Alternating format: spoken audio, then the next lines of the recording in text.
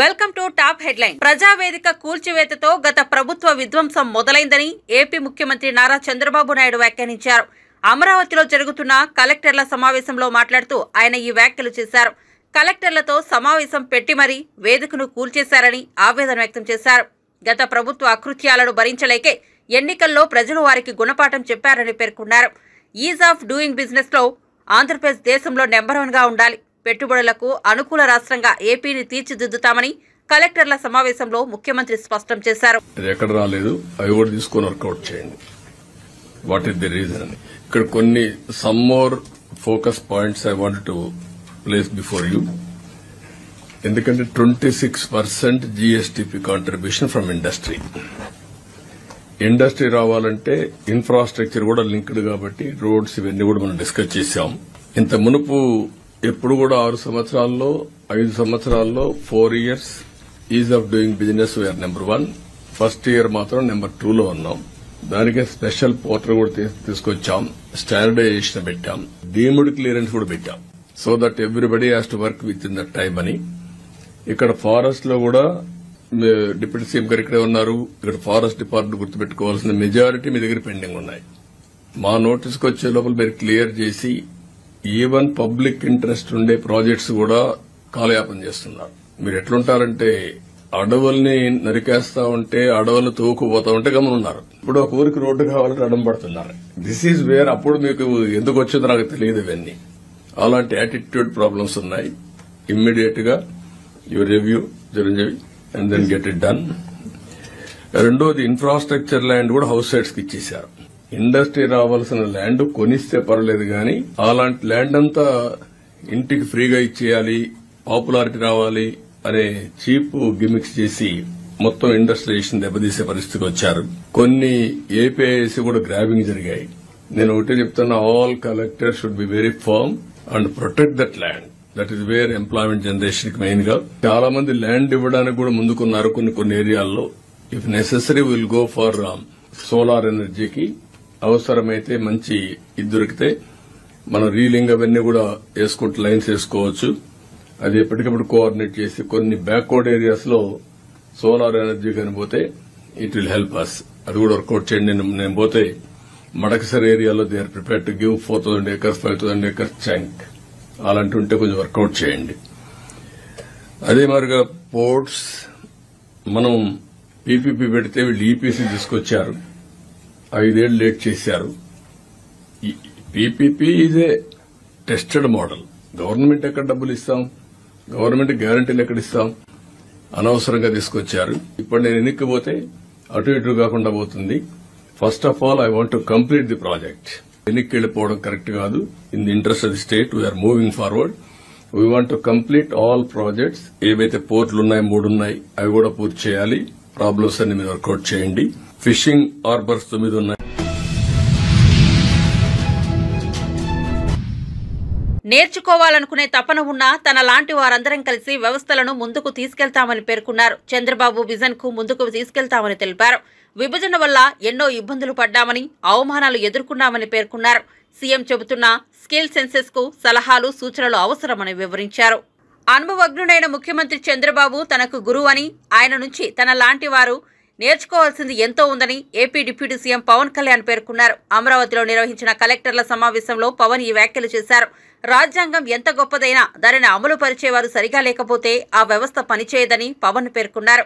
బలహీనమైన రాజ్యాంగం ఉన్నా ప్రజల కోసం పనిచేసేవారు ఉంటే ఆ వ్యవస్థ బాగా పనిచేస్తుందని అభిప్రాయపడ్డారు. Have the determination and resolve to translate those visions into action. So we are extremely committed to translate Honorable CM's Chandrababu Naidu Garu's vision into action. We are all committed for that. And I plead you and expect you to extend your best efforts for this administration. Anigan Satyaprasad garu cheppinattuga any faults from our side. And we want to be committed to people. We're going to bring an accountable governance. So మాలో కానీ మా మంత్రివర్గ సభ మా క్యాబినెట్లో కూడా ఏమైనా తప్పులు కానీ ఉండుంటాయి మా ఎమ్మెల్యేస్లో కానీ please bring it our notice. We want to safeguard your self respect. We want to safeguard your integrity. మీ అడ్మినిస్ట్రేటివ్ ఈ ప్రాసెస్లో మా వల్ల మీకు ఒక అడుగు ముందు పడాలి తప్ప ఒక అడుగు వెనక్కి వేయకూడదు, ఇబ్బంది పడకూడదు. అలాంటి తప్పులు ఏదైనా ఉంటే మా తరఫు నుంచి దయచేసి తెలియచేయండి. Will correct ourselves. And also we expect you to bring out your best. This state has gone back by 20 years, 25 years, almost a decade back. State bifurcation నుంచి కూడా ఈ రోజు దాకా మేము నలుగుతానే ఉన్నాం. And this state's development is very essential for the integrity of this nation. ఎందుకంటే ఇక్కడ కనుక ఏమాత్రం కొంచెం సామాజిక రాజకీయ గొడవలు ఉంటే మన దేశ సమగ్రత కూడా ఇబ్బంది కలిగే పరిస్థితులు ఉంటాయి. ఎందుకంటే చాలా బాధల్లో ఉన్నాం. 20 years we really suffered post bifurcation. అందరం అవమానాలు పడ్డాం, ఇబ్బందులు పడ్డాం, స్టేట్ దాటి మళ్ళీ వచ్చాం. వచ్చిన తర్వాత కింద మీద పడి గవర్నమెంట్స్ ఏర్పడితే మళ్ళీ కాదు ఇంకో గవర్నమెంట్ వచ్చి రోడ్లు బోర్డర్లోకి రావాలంటే కూడా మమ్మల్ని అలౌ చేయని పరిస్థితులు, ఇవన్నీ తట్టుకొని దాటుకొని నిలబడి వచ్చాం. So we're very very committed to give a bright future for this state. All of us, ప్రతి political leader they think of demographic dividend. So యువతలో మనకు శక్తి ఉంది అనుకున్నా కానీ యువతని ఎంత బలంగా దిశానిర్దేశం చేయాలనేది ఆనరబుల్ సీఎం గారు మేము మాట్లాడుకున్నప్పుడు ఈ స్కిల్ సెన్సెస్ ఒకటి చాలా ఎసెన్షియల్ అని. So we want you to be a part of it. ఆ స్కిల్ సెన్సెస్ సంబంధించి మీ సలహాలు సూచనలు చాలా చాలా అవసరం. అండ్ 2047 ఇండియా సూపర్ పవర్ కావాలి, నెంబర్ 3కి వెళ్ళాలి అనే భాగంలో ఆంధ్రప్రదేశ్ కూడా వికసిత ఆంధ్రప్రదేశ్ ముందుకెళ్లాలంటే ఈ విషయంలో మేము ప్రభుత్వం అనుకున్న కార్యక్రమం అన్నింటిలో కూడా మీరు మొత్తం సలహాలు సూచనలు ఇవ్వాలని మనస్ఫూర్తిగా తెలియజేసుకుంటూ ఇక్కడికి వచ్చిన ఎమినెంట్ డిస్ట్రిక్ట్ కలెక్టర్స్ కి, డిపార్ట్మెంట్ హెడ్స్ కి, ప్రిన్సిపల్ సెక్రటరీస్ కి, మంత్రి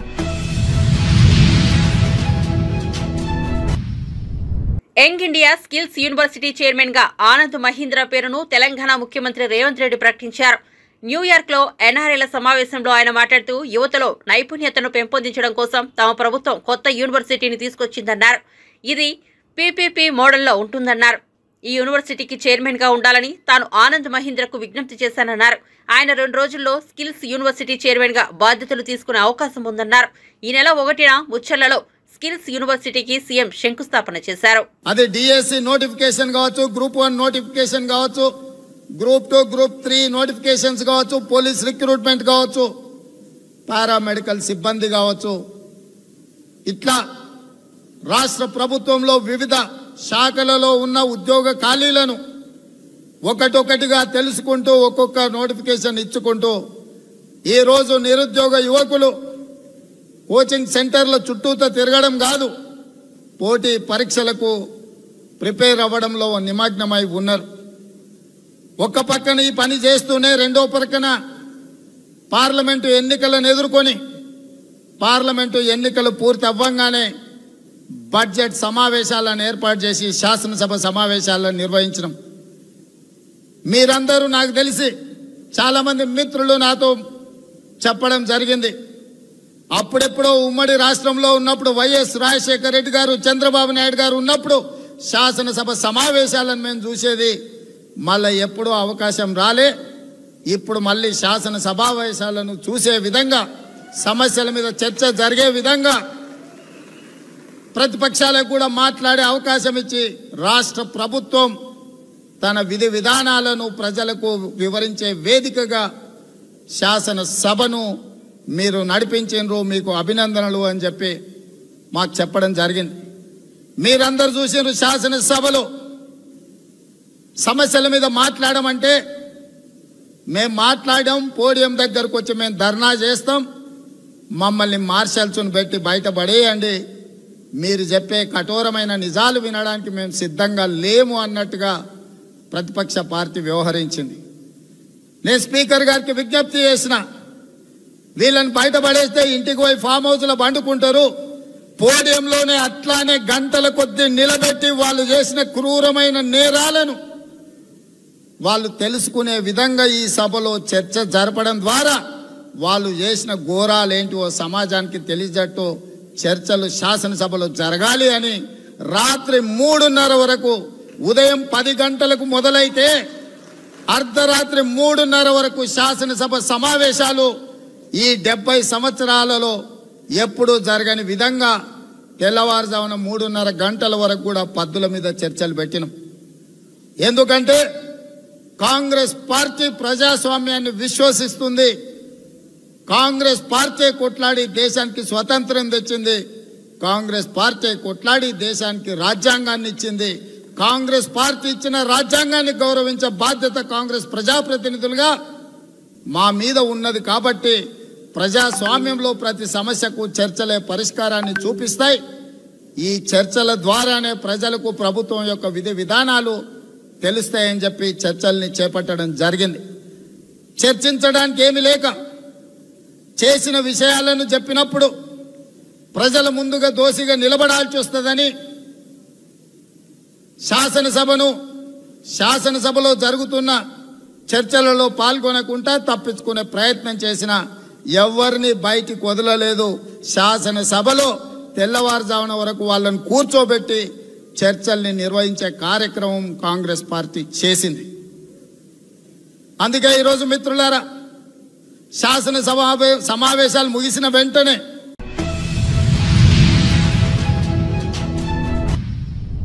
పరిశ్రమలు స్థాపించేందుకు యువత ముందుకు వస్తే రుణాలతో పాటు అన్ని వసతులు కల్పిస్తామని తెలంగాణ ఉప ముఖ్యమంత్రి మల్లుభట్టి విక్రమార్క అన్నారు.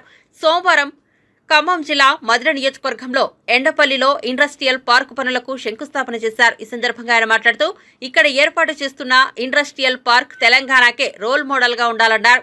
సమాజంలోని అన్ని వర్గాలను ప్రోత్సహించాలనే లక్ష్యంతో మధిర పట్టణ విస్తరణకు కావలసిన బైపాస్ రోడ్లు నిర్మిస్తామని చెప్పారు. ఇండస్ట్రియల్ పార్కుకు 44 కోట్లు కేటాయించామన్నారు. విద్య, వ్యవసాయ, పారిశ్రామిక రంగాలకు కేంద్రంగా మధిరను నిలుపుతామన్నారు. గ్రామాల్లో ఉన్నవారు పరిశ్రమల వైపు మళ్లితే ప్రభుత్వం అన్ని రకాలుగా ప్రోత్సాహం ఇచ్చేందుకు సిద్ధంగా ఉందన్నారు.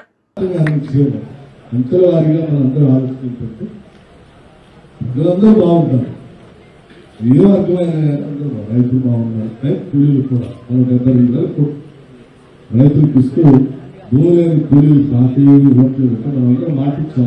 నా బాగా గుర్తున్న బాధ్యత తీసుకుంటాం. దీనికి కూడా తప్పనిసరిగా చేస్తాం. అందుకే 12,000 రూపాయలు ప్రతి కుటుంబానికి, భూమి లేని ప్రతి నిరుపేద కుటుంబానికి 12,000 రూపాయలని ప్రతి కుటుంబానికి కేటాయించినట్టు బడ్జెట్లో నిధులు కేటాయించాం. అది ఈ సంవత్సరం చేస్తాం. ఈ సంవత్సరం నుంచి దాన్ని అమలు చేసే కార్యక్రమం కూడా కార్యక్రమం చేస్తాం. అట్లాగే ఎల్ఆర్ సంబంధించి కూడా నేను అందరికీ మాటిస్తా ఉన్నాను. ఈ సంవత్సరం 3,500 ఇళ్లు, డబల్ బెడ్రూమ్ ఇళ్లు ఈ నియోజకవర్గంలో శాంక్షన్ చేయబోతున్నాం. అట్లా రాష్ట్ర వ్యాప్తంగా అన్ని నియోజకవర్గాల్లో 3,500 లెక్క దాదాపు 4.5 లక్షల నుంచి 5 లక్షల ఇళ్లు ఈ సంవత్సరమే శాంక్షన్ చేయబోతున్నాం. దాని సరిపోయే బడ్జెట్ కూడా ఈ బడ్జెట్ లో మనం ప్రవేశపెట్టాం. ఇల్లు పోతా ఉన్నాం, రూల్స్ కట్టబోతా ఉన్నాం, వ్యవసాయం చేయబోతా ఉన్నాం, ఆరోగ్యానికి 10 లక్షల రూపాయలు పెంచాం, ఆరోగ్యశ్రీ కావాల్సిన ఆసుపత్రులు పెడుతున్నాం, కావాల్సిన సమృద్ధి పోతున్నాం, సోలార్ పవర్ తీసుకొని రాబోతున్నాం, పారిశ్రామికతలు తయారు చేయబోతా ఉన్నాం. మహిళలందరి నుంచి ఆలోచన చేసి మన డ్వాక్రా సంఘాలందరూ పండుగ చాలా ఎక్కువ మంది ఉన్నారు. డ్వాక్రా సంఘం ఆ యాక్టివ్ కూడా అన్ని మల్లంపాలెం గ్రామాల్లో సెల్ఫ్ హెల్ప్ గ్రూప్స్ చాలా ఎఫెక్టివ్ గా ఉన్నాయి. వీళ్ళందరూ దృష్టిలో పెట్టుకుని రాష్ట్ర వ్యాప్తంగా 20,000 కోట్ల రూపాయలు వడ్డీల రుణాలు మహిళలకు ఇచ్చేటువంటి కార్యక్రమాన్ని సంవత్సరానికి 20,000 కోట్ల రూపాయలు అంటే 5 సంవత్సరాల్లో 1,00,000 కోట్ల రూపాయలు మహిళలకి వడ్డీల రుణాలు ఇచ్చి ఆ వడ్డీని రాష్ట్ర ప్రభుత్వం కట్టబోతుంది. ఆ డబ్బుతో మీరు వ్యాపారం చేయొచ్చు, పరిశ్రమలు పెట్టవచ్చు. ఆ వ్యాపారాలు చేయడానికి కావాల్సినటువంటి వ్యవస్థను కూడా మీకు ఐక్యత చూపిస్తుంది. పరిశ్రమలు పెట్టడానికి ప్రతి నియోజకవర్గంలో కూడా చిన్న చిన్న పారిశ్రామిక వాడలను కూడా రాష్ట్ర ప్రభుత్వం డెవలప్ చేసి అందులో మీరు పరిశ్రమలు పెట్టుకోవడానికి కావాల్సిన స్థలాన్ని, అందులో రోడ్లు, కరెంటు, నీళ్లు అన్ని ఇచ్చి స్థలాలు కూడా మీకు కేటాయిస్తారు. ఏపీలో నిధుల కొరత చాలా ఉందని మంత్రి నారాయణ తెలిపారు. కేంద్రం నుంచి 27,000 కోట్లు రావాలని పేర్కొన్నారు. 17,000 కోట్లు కేంద్రం, 17,000 కోట్లు రాష్ట్రం ఇవ్వాలని అన్నారు. గత ప్రభుత్వం ఇవ్వకపోవడం వల్ల కేంద్రం నిధులు నిలిపివేశారని చెప్పారు.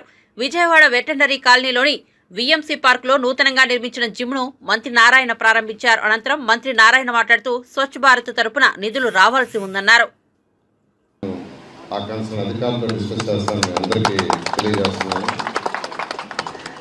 అదేవిధంగా ఎల్ఎన్టీ వాళ్ళు స్టార్ట్ చేసిన వర్క్ వాటి కంప్లీట్ చేయాల్సి ఉంది. మొన్న ఈ మధ్య ఒక 1 వీక్ బ్యాక్ మున్సిపల్ అధికారులను పిలిచాను నేను. అసలు ఏం జరిగింది, గత 5 సంవత్సరాల్లో ఏమేం చేశారు, ఏమేమి పెండింగ్ వర్క్స్ ఉన్నాయని ఒక రౌండ్ డిస్కస్ చేశాను.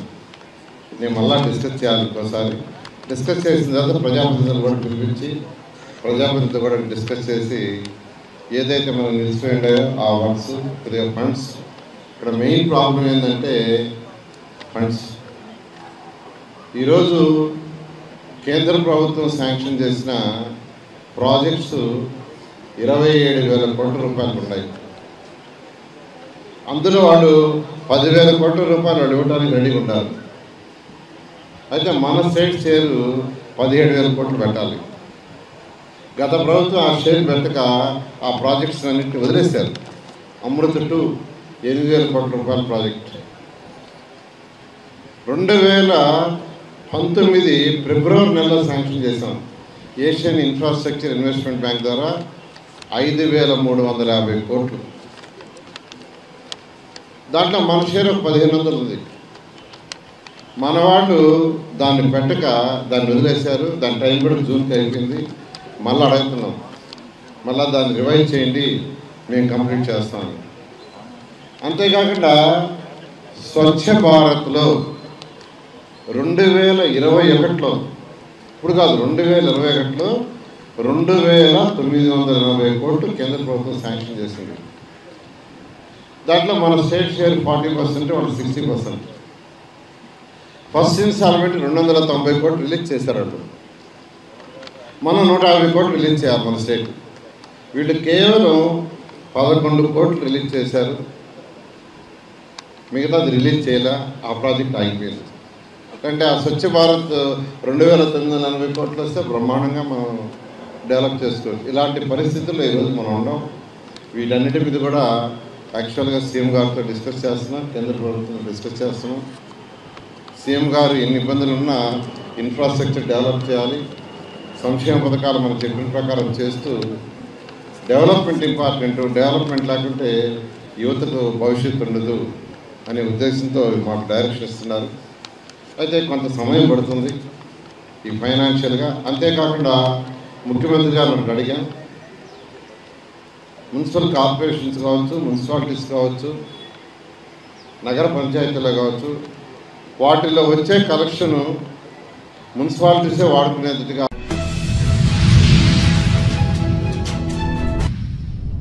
రాష్ట్రంలో రుణమాఫీ కాని రైతులకు బీఆర్ఎస్ పార్టీ అండగా నిలిచితే, 1,00,000 కానీ 1,50,000 లోపు కానీ బ్యాంకులో రుణం తీసుకుని ఉండి మీకు రుణమాఫీ జరగకపోతే 837458526119 వాట్సాప్ నెంబర్కి మీ వివరాలను పంపాలని మాజీ వ్యవసాయ శాఖ మంత్రి నిరంజన్ రెడ్డి సూచించారు. తెలంగాణ భవన్లో 2 అధికారులను ఈ సమస్య మీదనే నియమించామని ఆయన తెలిపారు.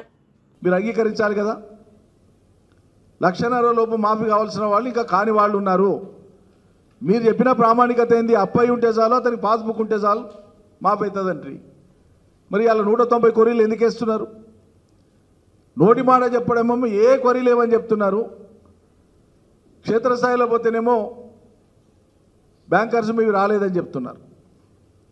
సరే, కొందరైతే వడ్డీలు కట్టండి, కట్టినాకనే మీకు మాఫీ వస్తుంది లేకుంటే రాదంటూ, అది వేరే విషయం. అదొక అంశం. ప్రభుత్వం చెప్పొచ్చు, వడ్డీ కాడికి రైతులు కట్టుకుంటారు, మేము ఇచ్చే మాఫీ కాడికి బ్యాంకు వాళ్ళు వాళ్ళకి మాఫీ పత్రం ఇవ్వండి అని చెప్పొచ్చు. రాష్ట్ర ప్రభుత్వం చెప్పొచ్చు, స్టేట్ లెవెల్ బ్యాంకర్స్ కమిటీకి డైరెక్షన్ ఇవ్వచ్చు. చెప్తలేరు, అది కూడా చెప్తలేరు. ఎట్లా వీలైతే అట్లా, ఎట్లా అవకాశం ఉంటే అట్లా తక్కువ డబ్బు అయ్యేటట్లుగా చూసుకుంటే సరిపోతుంది అనేటువంటిది వీళ్ళ యొక్క దురుద్దేశం. కాబట్టి మేము రైతాంగానికి ఒకటే విజ్ఞప్తి చేస్తున్నాం, ఇంకా భ్రమలు అవసరం లేదు ఈ సర్కార్ మీద. తెలంగాణ రైతాంగానికి కాంగ్రెస్ పార్టీ ప్రభుత్వం మీద భ్రమలు ఇంకెంత మాత్రం ఉండాల్సిన అవసరం లేదు. ఇప్పటికే చాలామంది రైతులు వాళ్ళ భ్రమల్ని తొలగించుకున్నారు. ఇంకా కొద్దో గొప్ప కాంగ్రెస్ పార్టీ రావాలని, కాంగ్రెస్ పార్టీ గెలవాలని ఆశించినటువంటి రైతులు ఎవరైనా ఉంటే వాళ్ళు కూడా వాళ్ళ భ్రమల్ని తొలగించుకోమని చెప్పి మేము కోరుతా ఉన్నాం. రైతులు బాగుండాలన్నటువంటి ఏకైక సంకల్పంతో మేము పనిచేసినాం. కేసీఆర్ సర్కార్ పనిచేసింది. ఈ రకంగా ఇట్లా గీతలు గీసి పాయలు పాయలుగా రైతుల్ని విడగొట్టి కొందరికే లబ్ధి చేసి అందరికీ చేసినట్లు డాంబిక ప్రచారం మేము చేయలే ఎలా. అందుకే మేము ఈ రోజు నుంచి తెలంగాణ రైతాంగానికి ఒక విజ్ఞప్తి చేస్తూ ఉన్నాం. మీరు అర్హులై ఉండి బ్యాంకులో రుణం పొంది ఉండి మీ పేరు మీద పట్టాదారు పాస్బుక్ కలిగి ఉండి అదే పట్టాదారు పాస్బుక్ మీద మీరు రుణం పొంది కనుక ఉంటే మీకు కనుక మాఫీ కాకపోతే ఇప్పటిదాకా అయినా 1,00,000 కానీ 1,50,000 కానీ 2 కేటగిరీలల్లా, ఎందుకంటే 2 లక్షలది వాళ్ళు వచ్చి చేస్తామంటున్నారు. రూపాయలకు తోడు అమెరికా డాలర్ని తీసుకొచ్చేస్తారేమో చూద్దాం. 1,00,000-1,50,000 లోపు ఉండేటువంటి అప్పులకు సంబంధించినటువంటి రైతులు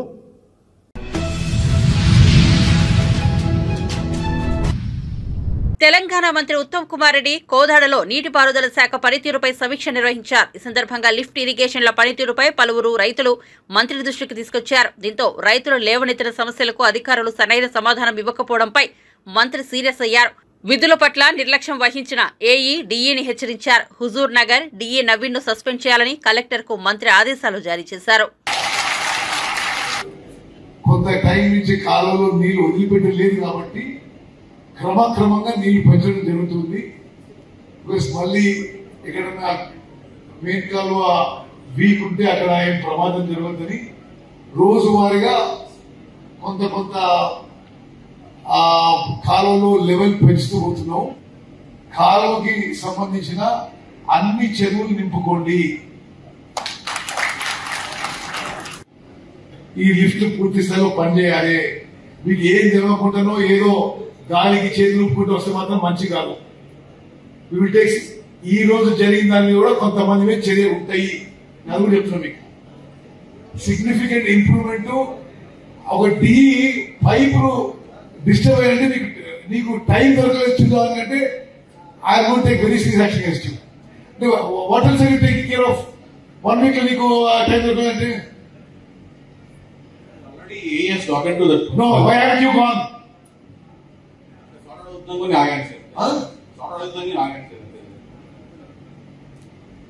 You can make a decision and if he is responsible, you can suspend him. Okay, sit down. అంటే 1 week నుంచి ₹1 కోటి పెట్టిన లిఫ్టిగేషన్ స్కీమ్ ని ఎవడో పక్క ఊర్లో రైతులు పైప్ లైన్ డిస్టర్బ్ చేస్తే నీకు పోయేంత అర్జెన్సీ అనిపించలేదు.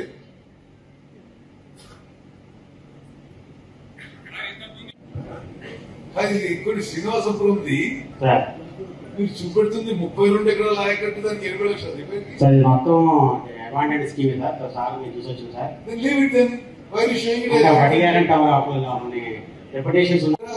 హైదరాబాద్ రిపేర్ అంటారు. అది అంటే what is your purpose? Me purpose ఏంది? ఇక్కడ ఉండడానికి, లిఫ్ట్ నడపడానికి, లేకపోతే వేరే పర్పస్ ఉందా? నువ్వు అంటే నీకు పోయేది ఇంపార్టెంట్ అనిపించాలి. దిస్ టూ మచ్ అంటే చేయడానికి కూడా రాలేదు. బట్ ఇమ్మీడియట్లీ సో యాక్చువల్లీ అంటే ఇంత ఇష్యూ జరిగితే you did go to the scene. ఎక్కడ మీ ఆఫీస్ ఎక్కడ? Huzurnagar sir. Huzurnagar నుంచి వెళ్ళాను ఇద్దరు. అదే ఆఫీస్ వస్తున్నాను. వస్తున్నా సార్.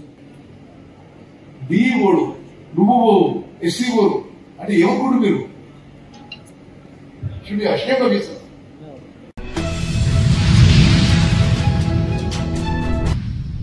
పార్లమెంట్లో బీసీ కులగణన బిల్లు పెట్టాలని తెలంగాణ కాంగ్రెస్ సీనియర్ నేత వి హనుమంతరావు డిమాండ్ చేశారు.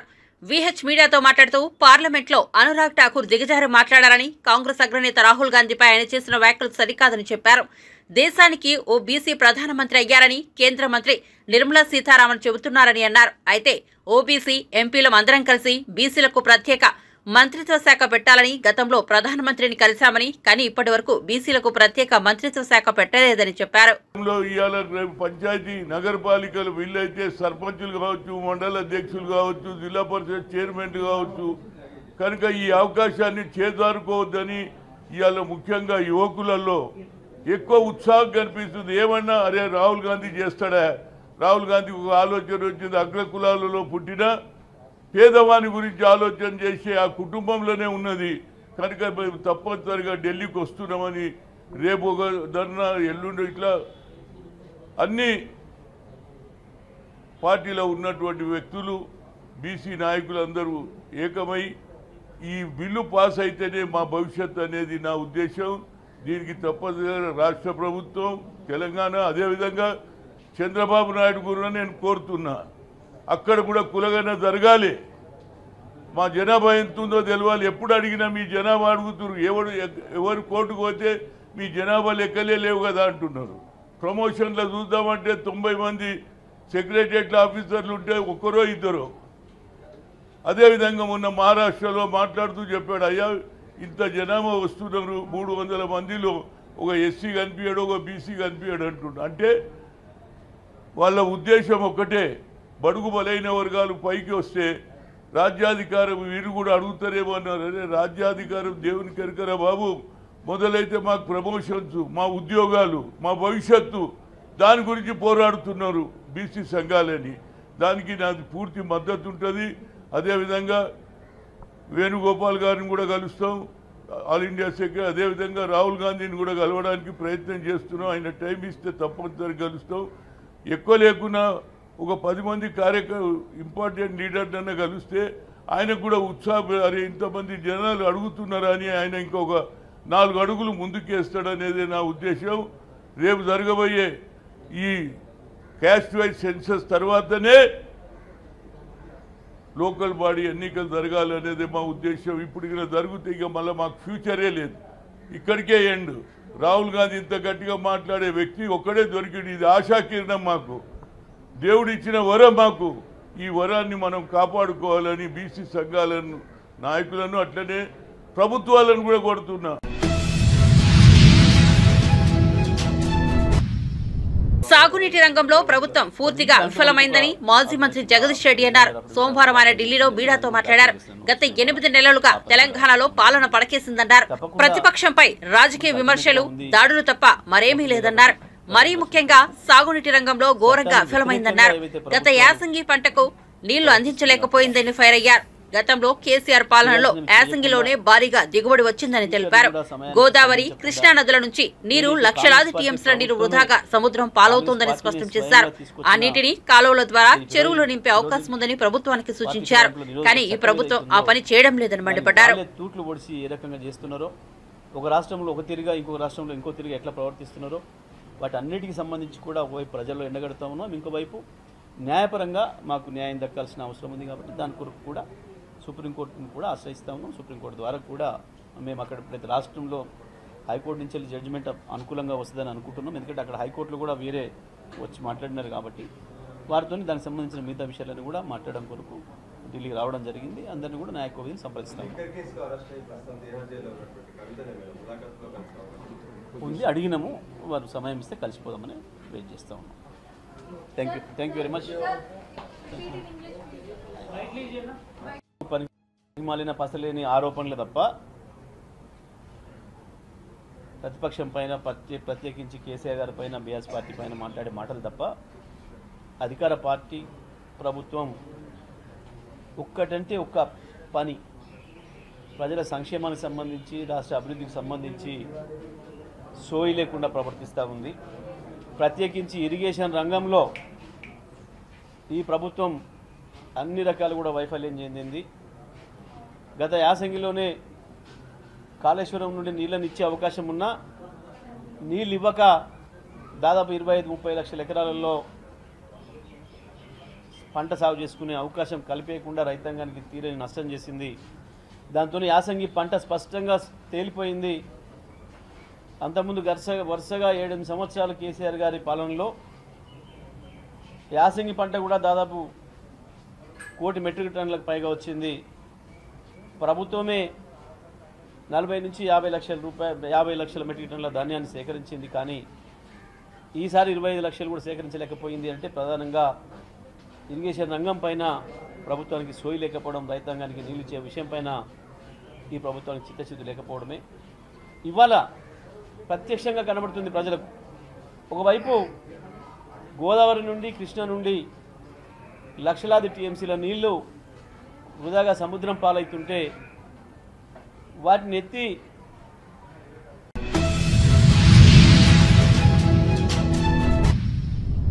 ఎగువన భారీ వర్షాలతో కృష్ణమ్మ పరవలు తొక్కుతోంది. నల్గొండ జిల్లాలోని నాగార్జున సాగర్ డ్యాంకు భారీగా వరద పోటెత్తిన క్రమంలో అధికారులు సోమవారం 6 క్రస్ట్ గేట్లను 5 అడుగుల మేర ఎత్తి నీటిని దిగువకు విడుదల చేశారు. అంతకుముందు ఎస్సీ నాగేశ్వరరావు, సిఈ అనిల్ కుమార్ కృష్ణమ్మకు జలహారతి ఇచ్చారు. తొలుత దిగువ ప్రాంతాల ప్రజలను అప్రమత్తం చేసేందుకు 3 సార్లు సెరైన్ మోగించారు. అనంతరం ఒక్కో గేటును ఎత్తి 6 గేట్ల ద్వారా నీటిని దిగువకు విడుదల చేశారు. ఒక్కో గేటు నుంచి దాదాపు 5,000 క్యూసెక్కుల చొప్పున మొత్తం 30,000 క్యూసెక్ల నీటిని విడుదల చేస్తున్నారు. కాగా శ్రీశైలం నుంచి వచ్చే వరద అంచనాను బట్టి గేట్ల సంఖ్యను మరింత పెంచే అవకాశం ఉంది. శ్రీశైలం నుంచి 4.40 లక్షల క్యూసెక్ల ప్రవాహం ఉండగా దాదాపు 2 లక్షల క్యూసెక్ల నీటిని దిగువకు వదలనున్నట్లు అధికారులు తెలిపారు.